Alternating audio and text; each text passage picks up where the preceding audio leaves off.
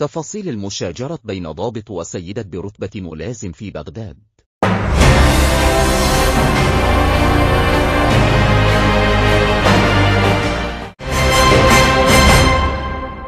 في حادثة مثيرة للجدل، استخدم ضابط شرطة القوة المفرطة ضد ضابطة منتسبة في وزارة الداخلية في بغداد، مما أدى إلى توقيفهما لغرض التحقيق.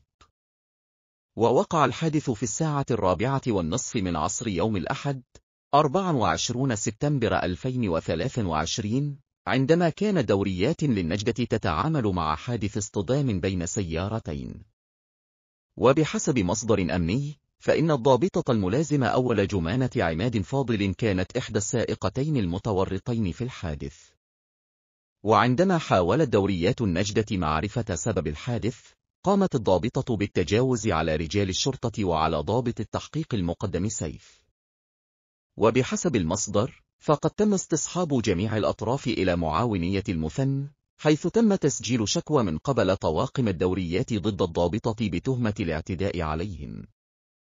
وظهر مقطع فيديو للحادث، يظهر فيه الضابط وهو يدفع باب السيارة على الضابطة، ثم يقوم بلي ذراعها واستخدام القوة ضدها.